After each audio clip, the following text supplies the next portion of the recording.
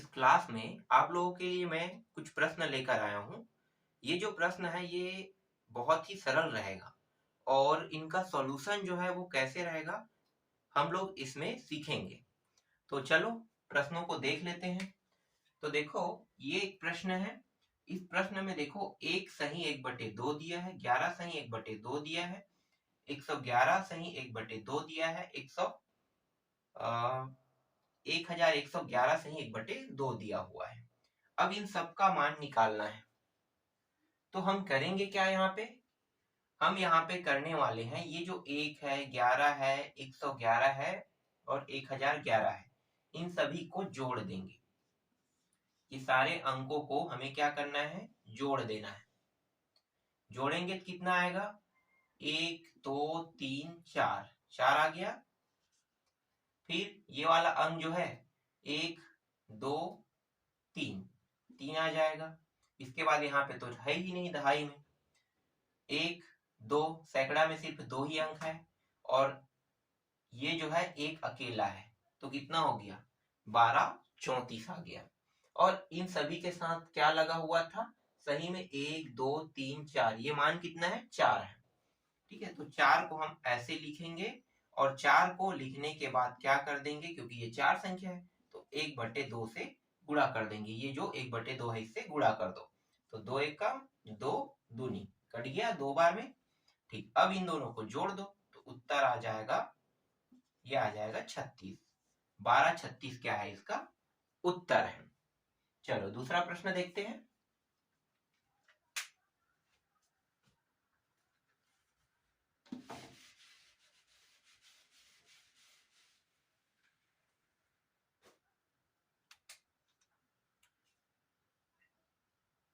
एक प्रश्न और दिया हुआ है, वो कुछ इस प्रकार से है।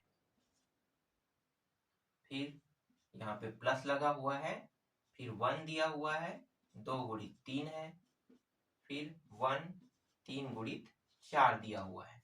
इसी तरह से अंतिम में चले जाते हैं, तो अंतिम में ये दिया हुआ है 199 गुणित 100 दिया हुआ है। इस प्रकार के प्रश्न हैं। अब ऐसे प्रश्नों को हल कैसे करना है? तो देखो इसका जो ट्रिक है ना वो बहुत आसान है। पहले हमें इसे समझना होगा कि इसके जो सोल्यूशन है वो क्या हो सकता है। तो यहाँ पे देखो ये 1 गुणित 2 दिया हुआ है और 1 दिया हुआ है, तो ये कौन से सूत्र का उपयोग करने पर ये ऐसा आ सकता है, या कौन सा ट्रिक का हम उपयोग करें तो ये ऐसा कुछ बन सकता है। तो देखो ज्यादा सोचने की जरूरत नहीं है। यहाँ पे 1 गुणित 2 दिया है, इसका मतलब ये है कि ये जो मान है ना इसे हम ऐसे लिख सकते हैं, बिल्कुल लिख सकते हैं। जब मैं इसे पढ़ूंगा तो ये एक मान क्या होगा? ये 1/, 1 गुणित 2 कितना होता है? 2 ही तो होता है ना, तो आएगा तो 2। तो मतलब क्या है? 1 - 1/2 में इसे लिख सकता हूं। दूसरा जो है इसको मैं कैसे लिख सकता हूं? इसको मैं लिख सकता हूं 1/2 और ये 1 के साथ क्या करेंगे? -3 लिख देंगे। इसे ऐसे लिख सकते हैं। इसको कैसे लिख सकते हैं? इसको भी सेम वैसे ही लिखना है। ये जो 1 और 3 लिखना है, उसके बाद ये 4 है तो क्या करेंगे? माइनस लगा के 1 4 लिख देंगे। और इसके बाद अंतिम वाला कैसे लिख सकते हैं भाई? अंतिम वाले को 199 और -100, इस प्रकार से लिख सकते हैं इसको। अब यहाँ पे देखो करना क्या है, ये माइनस में है, देखो यहाँ पे क्या लगा है? जोड़ने का निशान है ना, तो जोड़ने का निशान है तो ये तो क्या है? ये घटाने पे है, और ये वाला आगे वाला मान क्या है? जोड़ने पे है। तो घटाना और जोड़ना सेम सेम मान होने के कारण क्या हो जाएगा? कट जाएगा। ये भी सेम सेम मान होने के कारण कट जाएगा। यहाँ पे आगे पद में सेम टू सेम रहेगा, मतलब ये भी तो कट रहा है ना, तो ये इस तरह से कटते कटते 99 तक के कट जाएगा, क्योंकि इसके आगे वाला भी क्या रहेगा? 99 रहेगा। ठीक है, ये प्लस में है तो इसके आगे वाला माइनस में रहेगा। ठीक, तो बचा क्या? बचा है हमारे पास ये 1 बचा है और ये 100। 1 और 100 बस कोई भी मान से नहीं कट रहा है, तो 1 और 1/100 इसको बस लिख लेंगे। कितना होगा? आगे हल करेंगे, 100 एकम 100 और -1 और ये रहा 100। तो ये घटा देंगे, कितना आ जाएगा 99 बटे यहाँ पे 100 आ जाएगा। ये इसका उत्तर है। ये भी समझ में आ गया। चलो नेक्स्ट प्रश्न देखते हैं। इस प्रश्न का सॉल्यूशन अब क्या होगा, तो चलो इनको भी देख लेते हैं। देखने पे हो सकता है ये प्रश्न आपको कठिन लगे, लेकिन कठिन नहीं है। इनका जो सॉल्यूशन है वो बहुत ही सरल और आसान है। चलो मैं आपको यहाँ पे बताता हूँ।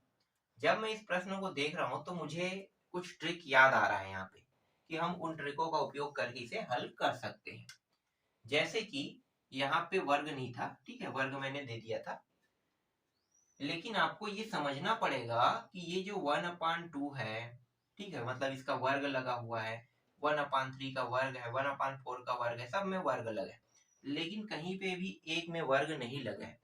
तो क्या मैं एक में वर्ग लगा सकता हूँ? बिल्कुल लगा सकता हूँ, क्योंकि एक का वर्ग करने पर एक ही प्राप्त होगा, होगा ना। तो सभी के एक ऊपर जो एक लगा है, इसके ऊपर मैं वर्ग लगा देता हूँ। इस तरह से मैंने वर्ग लगा दिया। जब मैंने वर्ग लगाया तब मुझे एहसास हुआ कि यहाँ पे एक सर्वसमीका काम कर रहा है। कौन सा सर्वसमीका? इस एक को मैं मान लेता हूँ a, और इस दो को मैं मान लेता हूँ, क्या मान लेता हूँ? b मान लेता हूँ। ठीक है, ये पहले वाले से पूरा सोल्यूशन हो जाएगा। एक को मैंने माना a और दो को मैंने माना b, वर्ग को मैंने नहीं माना है। ठीक है, इसके ऊपर वर्ग है तो इसके ऊपर भी वर्ग लगा देते हैं। समझ में आ गया? इसके ऊपर मैं वर्ग लगाऊंगा, देखो यहाँ भी वर्ग यहाँ भी वर्ग, ऐसा तो होगा ना, सब में होता है। तो एक के ऊपर वर्ग रहता नहीं है, मतलब दिखाई नहीं देता है। वो जो भी मान हो, चाहे वर्ग रहेगा, 2 घात 3 घात 4 घात, वो अपने आप आ जाता है। तो यहाँ पे आ गया समझो। तो ये क्या हो गया, ये वर्गम ये वर्गम, यहाँ पे कौन सा चिन्ह लगा है भाई? ऋण का, ऋण लगा देते हैं। और इसका जो सॉल्यूशन है वो क्या होता है? a plus B a minus B, यही होता है। मतलब इसके दो मान निकलेंगे, एक प्लस में रहेगा एक माइनस में रहेगा। इसके भी दो मान निकलेंगे, इसके भी इसके भी इसके भी, क्योंकि आगे से ये साबित हो गया कि सभी में यही सर्वसमीका लगा है। तो हम क्या करेंगे, हम यहाँ पे इनको दो हिस्सों में तोड़ लेते हैं। एक हिस्सा क्या बनेगा? प्लस के साथ, और एक हिस्सा माइनस के साथ जाएगा। तो पहले मैं ले लेता हूँ, चलो 1/2 माइनस के साथ ले लेता हूँ, और एक हिस्सा किसके साथ ले लेता हूँ? प्लस के साथ।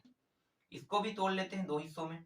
तो एक हिस्सा जो है ये माइनस के साथ बनेगा, और एक हिस्सा जो है ये प्लस के साथ बनेगा। ठीक है, इस तरह से अंतिम तक के डॉट डॉट कर देते हैं, और इसके बीच के मान इसी तरह से बन रहे हैं, बता रहे हैं। अब मैं डायरेक्ट लास्ट को ले, इसको नहीं लेता हूँ, छोड़ देता हूँ, मैं सीधा लास्ट को ले लेता हूँ। तो 1 और यहाँ पे 20, फिर 1 प्लस 1/20 ले लेते हैं। अब देखो, जिन जिन में ऋण चिन्ह का प्रयोग हुआ है उनको एक अलग मान के लिए हल करेंगे, और जिसमें धन चिन्हों के साथ हल हुआ है उनको एक अलग ले लेते हैं। तो देखो ये और ये अलग रख लेते हैं, इसको इसको और इसको अलग रख लेते हैं। तो पहले मैं ऋण चिन्ह वाले को हल कर लेता हूँ एक अलग कोष्टक में। 2 एकम 2, एक घटाएंगे इतना आएगा 1/2, प्लस में 1/2 आ जाएगा। इसका देखो